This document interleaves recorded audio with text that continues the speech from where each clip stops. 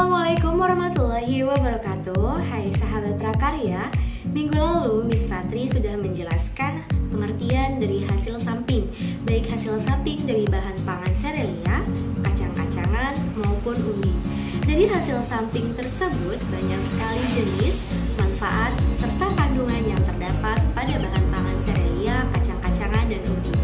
Pada kesempatan ini, Miss Ratri akan menjelaskan bagaimana teknik pengolahan hasil samping dari bahan pangan serelia, kacang-kacangan, dan umbi, serta bagaimana proses pembuatannya, dan juga bagaimana cara mengemas dari produk makanan hasil samping dari bahan pangan serelia, kacang-kacangan, dan umbi. Pada teknik pengolahan hasil samping serelia, kacang-kacangan, dan umbi diperlukan dua teknik. Yang pertama yaitu teknik pengolahan dasar, dan yang kedua adalah teknik pengolahan pengawet. Teknik pengolahan dasar dibedakan menjadi dua. Yang pertama adalah teknik moist head, dan yang kedua adalah teknik dry head cooking. Untuk lebih tahu jelasnya, berikut penjelasannya. Teknik pengolahan makanan panas basah atau yang disebut moist head adalah mengolah bahan makanan dengan menggunakan bahan dasar cairan untuk mematangkannya. Bahan dasar cairan yang digunakan bervariasi seperti air, kaldu, santan, susu, atau bahan lainnya. Yang termasuk teknik ini adalah merebus atau boiling, merebus cairan sebanyak bahan pangan atau poaching, merebus dengan sedikit cairan atau braising, menyetup atau menggulai, stewing, shimmering, mengukus atau steaming, dan teknik mengetim.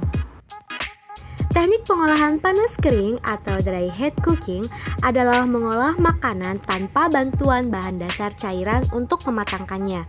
Teknik ini sama sekali tidak menggunakan air dalam proses pematangannya, tetapi menggunakan minyak, mentega, minyak zaitun, minyak kanola, sehingga suhunya bisa mencapai 180 derajat Celcius. Yang termasuk teknik ini adalah menggoreng dengan minyak banyak atau yang disebut deep frying, shallow frying, menumis atau sauteing, memanggang atau baking, membakar atau grilling, dan roasting. Nah, kalau tadi kita sudah membahas teknik pengolahan dasar, lalu apa saja sih teknik pengolahan pengawetan? Jadi, teknik pengolahan pengawetan juga sudah kamu pelajari kan?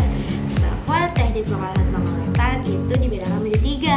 Ada pengawetan yang secara kimiawi, biologis, dan secara fisik. Untuk lebih jelasnya, perhatikan berikut ini. Teknik pengolahan secara kimiawi digolongkan menjadi dua, yaitu penggunaan pengawet alami yang diperoleh dari makanan segar seperti gula, garam, bawang putih, cuka, kunyit, dan keluak. Yang kedua, penggunaan bahan tambahan makanan atau BTM dan pengasapan. Pengawetan secara biologis itu adalah pengawetan dengan peragian atau fermentasi dan enzim. Dan yang terakhir adalah pengawetan secara fisik. Pengawetan secara fisik merupakan proses pengawetan secara alami yang meliputi pengawetan dengan suhu rendah atau pendinginan dan pengawetan dengan suhu tinggi atau pemanasan dan pengeringan.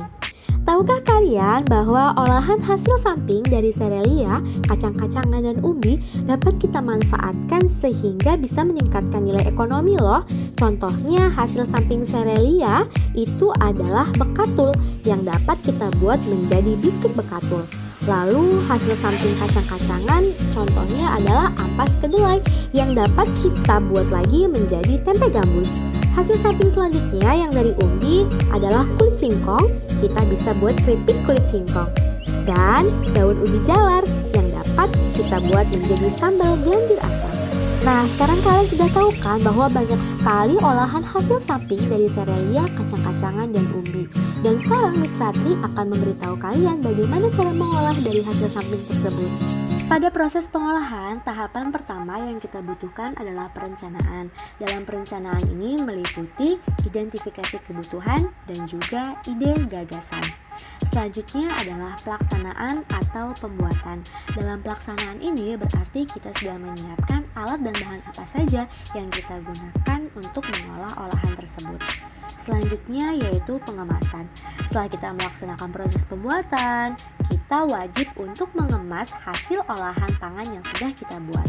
Dan yang terakhir adalah evaluasi. Kalau melakukan evaluasi itu jelas karena kita dapat menilai kekurangan apa yang terjadi pada saat proses pengolahan tersebut. Berikut ini Miss tampilkan beberapa cara untuk membuat olahan pada hasil samping serelia, kacang-kacangan, ataupun umbi.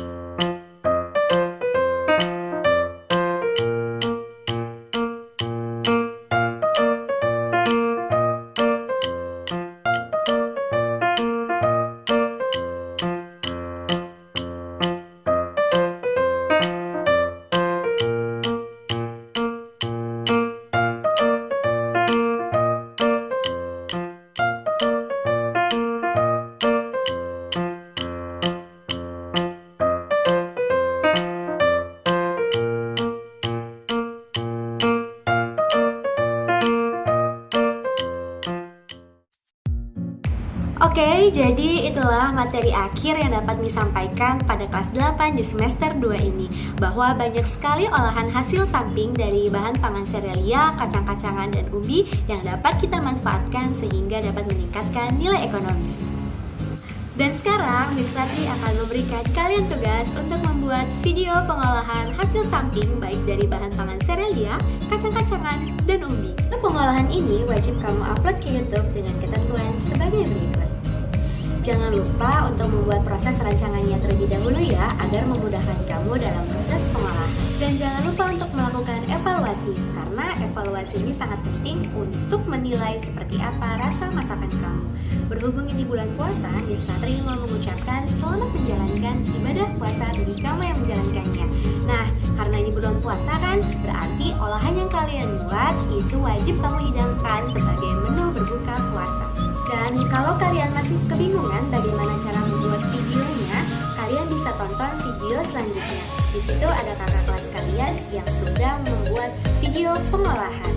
Oke, cukup sekian video pembelajaran dari Miss Ratri. Miss akhiri, wassalamualaikum warahmatullahi wabarakatuh. Semangat mengerjakan.